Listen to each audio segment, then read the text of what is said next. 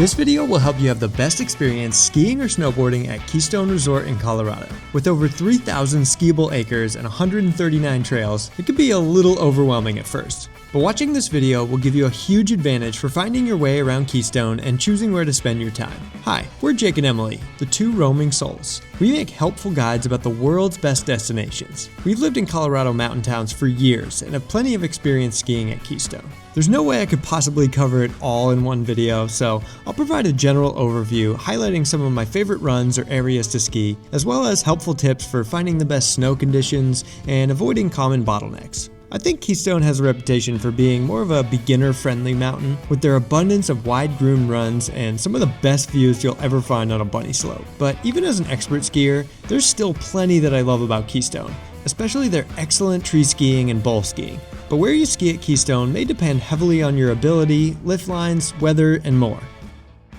Before we start, here's a few helpful things to know for your visit. Keystone Resort is on the Epic Pass, so you'll need to purchase an Epic Season Pass or day passes to ski or ride here. Admittedly, day tickets here are crazy expensive, especially when purchased day of.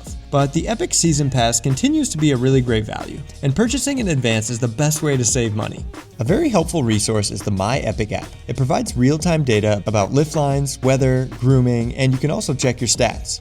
You can see what lifts are currently open or make decisions about where to ski based on lift lines or grooming, so it's a helpful tool to know about. There are trail maps at the top and bottom of pretty much every lift and on some chairlifts, but those don't have the same kind of live updates that only the app can provide.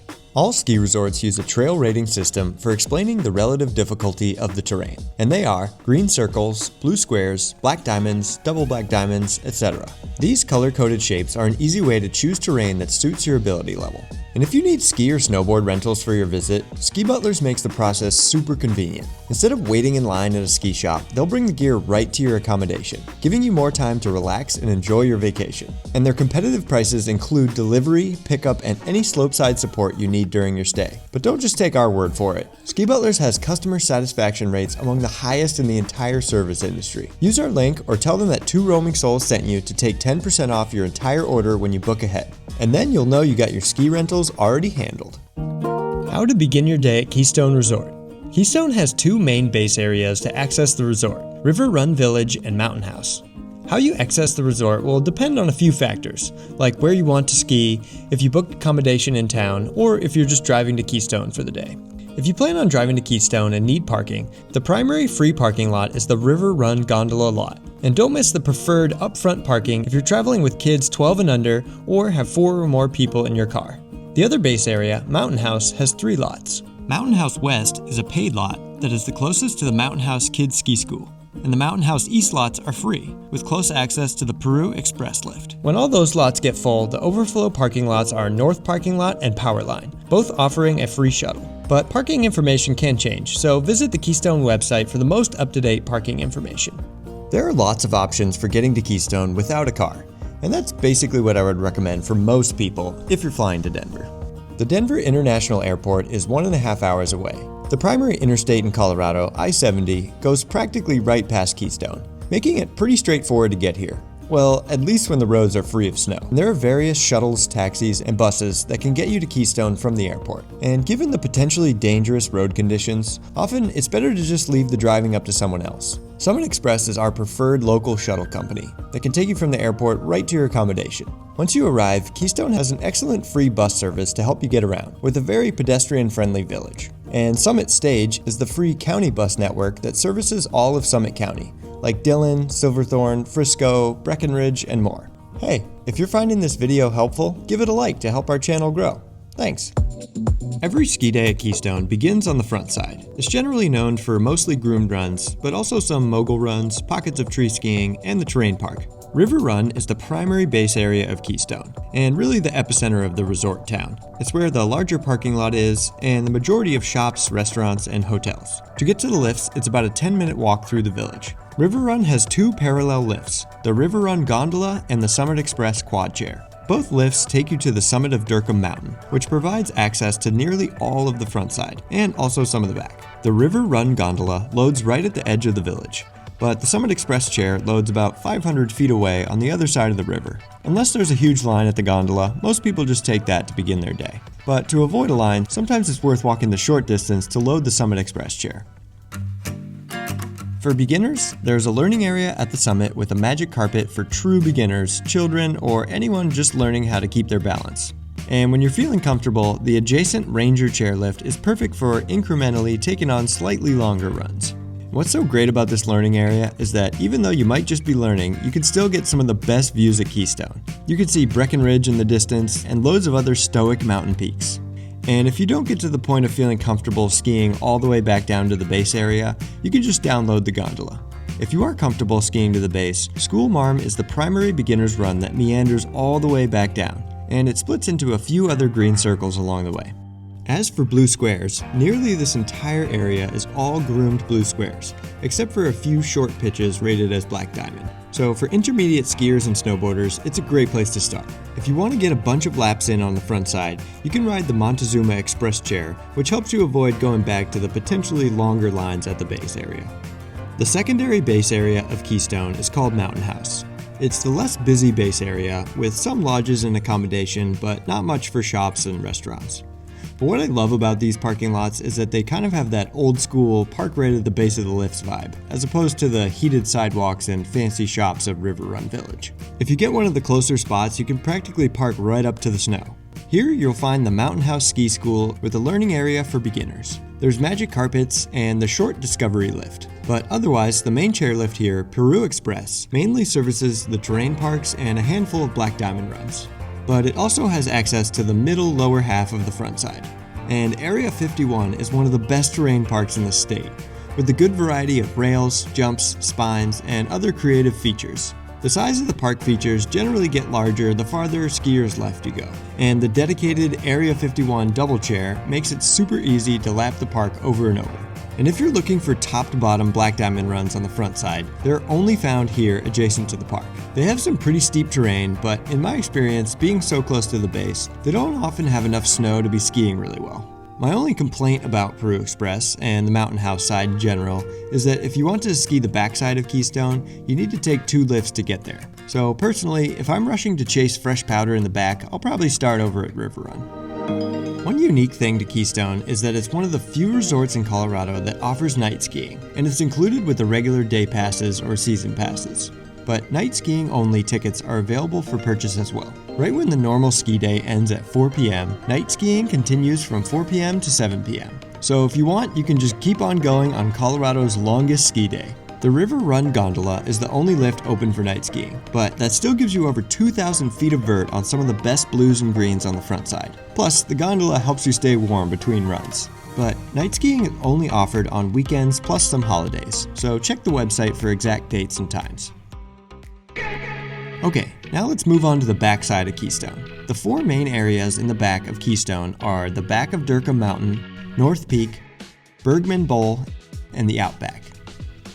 From the summit of Durkheim Mountain, Mozart is the only blue square for accessing the back. So for beginners and intermediates, it's really the only option for skiing to the back, which I'm sure is what prompted the construction of the Outpost Gondola, an unconventional lift that just traverses from peak to peak, allowing anyone to access the back of Keystone regardless of ability level. But Mozart's role as the single blue square to reach the back makes it one of the most crowded runs at Keystone. And when it combines into Lower Prospector, it just funnels so many people onto one run. So you'll definitely want to be extra mindful of other people on this trail.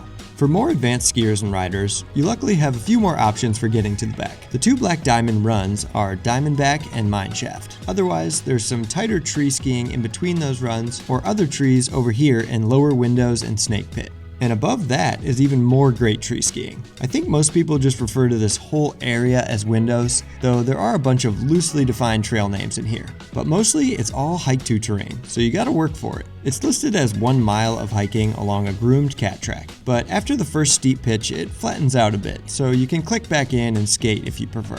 But really, you don't even need to hike the whole mile. You can drop in earlier and still find some great snow in the trees. And pro tip, if you carry some speed under the Outpost Gondola, you can make it quite a ways in before you need to switch to hiking. Or you can just drop in wherever you run out of speed and avoid hiking altogether. And there's just so much great tree skiing in here. And coupled with the hiking, it's definitely one of the best powder stashes at Keystone. North Peak. This area is serviced by the Santiago high-speed quad. North Peak has lots of black diamond runs, from groomers to mogul runs and some tree skiing. Typically the runs on the northern side are a little more defined cut runs with tighter trees in between, where the south side is less defined runs and less dense trees with more rugged terrain. This is the best area on the mountain for top to bottom mogul runs, if that's your thing. Since most of North Peak is black diamond runs, if you're a beginner or an intermediate, you should stick to the greens and blues on the sides and avoid the middle. But personally, I think beginners and intermediates would have much more fun just heading up to the Bergman Express lift. This is Keystone's newest lift, which opens up a ton of new lift access terrain that was previously only accessible via hiking. The Bergman Bowl is an excellent mix of high alpine bowl skiing and tree skiing, and its mellower slope makes it the perfect place for intermediates to enjoy some above treeline bowl skiing. And even beginners can try out the Bergman lift, taking the easy 10-mile run along the ridge. And don't worry, it's not actually 10 miles. I think it just refers to the views of the 10-mile mountain range on the horizon. And remember, taking the Outpost gondola is the best way for beginners to get to Timber Ridge and then the Bergman lift. From the top of Bergman Express, if you're looking for some steeper, more advanced terrain, you can venture into Independence Bowl and Erickson Bowl. Independence Bowl has no lift at the bottom, so don't ski here unless you're prepared to hike out. But the much more accessible bowl is Erickson Bowl, which is probably the most extreme terrain at Keystone. It's got really steep pitch and several scattered cliffs that make excellent jumps in the right conditions. Silver Heels, right down the gut, is my favorite spot because of the rock features. There's also some nice tree skiing at the edges of the bowl, but most of the far right side requires a little hiking or skating to get there. And one thing to know about Erickson Bowl is that once you drop in, you can't get back to the Bergman lift. You are committing to going down to the Outback or Wayback chairs, which is the next area to talk about. The Outback is the farthest out region of the resort. And aside from the drainage of the Erickson Bowl, the main way for intermediates to get here is the Spillway, Anticipation, and Foxtrot. And similar to Mozart's roll one peak over, the Spillway shares a similar fate as a potentially overcrowded main connector for getting to the Outback, especially towards the bottom when all the runs have converged onto a single trail. And sorry beginners, there's nothing rated easy out here, so work on leveling up your skills before venturing into the Outback. But going to the Outback is a worthy destination for intermediate and above skiers and riders. And it's so far from the front side that it rarely gets too busy out here. Intermediates will love the collection of blue groomers here, and there are some sparse trees at the edges that are great for building your confidence in the trees, but without having to fully commit to an entire run of trees. My favorite blue here is Porcupine. Dropping down the sides of the Outback, you'll find some awesome black diamonds, from mogul runs to tree skiing and an occasional groomer. And then up above the Outback chair is North and South Bowl, my absolute favorite terrain at Keystone. It's hike to access only and closes at 1 p.m., so you'll need to get there somewhat early. As you can see, the hiking access goes about a mile up to near the summit of Wapiti Peak, and then another 1.25 miles out to the farthest reaches of North Bowl. But in my experience, it's not really necessary to work that hard, and the terrain is less steep out there. I guess if you're really hunting for some leftover untouched snow, you'll probably find it out there. But I much prefer this terrain here and here. It's steeper and doesn't actually require that much hiking. The trees and steep narrow runs over here tend to have the best powder conditions anywhere on the mountain. And then Bingo and Puma Bowl are my favorite bowl skiing at Keystone. But just know that both of these areas are kind of short runs before long runouts to get back to the lift. So that's the trade-off. And there's definitely an argument to be made for just enjoying longer runs more towards the front face of the Outback, as long as the snow is still good. And then as that gets skied off, working your way into more of the hiking terrain. Once you're finished up at the Outback, you need to take the aptly named Wayback chair, since it's the only way back to the rest of the resort. But in the modern era, where practically everything is high-speed lifts, the Wayback chair feels painfully slow. So if I do venture to the Outback, I just make sure I'm committed to take at least a couple laps back there to make it worth my time. Probably exaggerating a little bit, but just ask other people who ski Keystone and they'll probably tell you the same thing about the Wayback chair. Okay, now that you got a complete overview of Keystone, here's a helpful tip about finding the best snow conditions. And that is that the direction a slope faces can have really profound effects on the snow quality. Keystone has many slopes that face southwest and get lots of sun exposure, leading to thinner coverage, dense snow, or crusty conditions after an overnight freeze. So just be aware of that fact when skiing any southwest-facing areas that aren't shaded by trees. It's not necessarily an issue during cold and snowy weather patterns, but definitely noticeable during extended sunny stretches and early and late in the season. So if that's the case, you'll likely find better snow conditions on any of the north-facing slopes, and in the trees. Okay, so I know I've covered a ton of information, so here's a quick recap. For true beginners, I recommend taking the River Run gondola and practicing your skills at the learning area at the top of Durkham Mountain. You just can't beat these views for a bunny slope. Or you can start at the learning area at the Mountain House base instead. And once you're comfortable skiing runs top to bottom, the best greens are here. Or you can take the Outpost gondola over to Timber Ridge and check out the few green runs over here. For intermediates, my favorite pod of blue squares on the front side are all the way skiers right. And then, in the back, try Bergman Bowl for some above treeline adventure that still has mellower slope and few hazards. And if you have the time, go to the Outback for this section of blue squares here.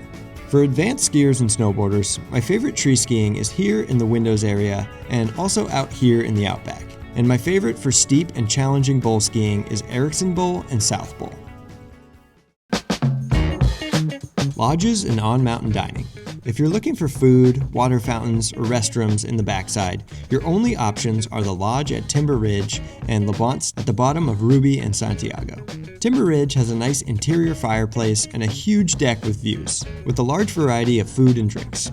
Le Bont's has much less indoor seating, but really it's all about their patio. There's tons of chairs on the snow, and it's just a great place to enjoy a beer and watch some skiers and snowboarders come down the mountain. And the barbecue at Le Bont's is surprisingly good for on-mountain dining. If you're near the front side, the Summit House Lodge also has food too.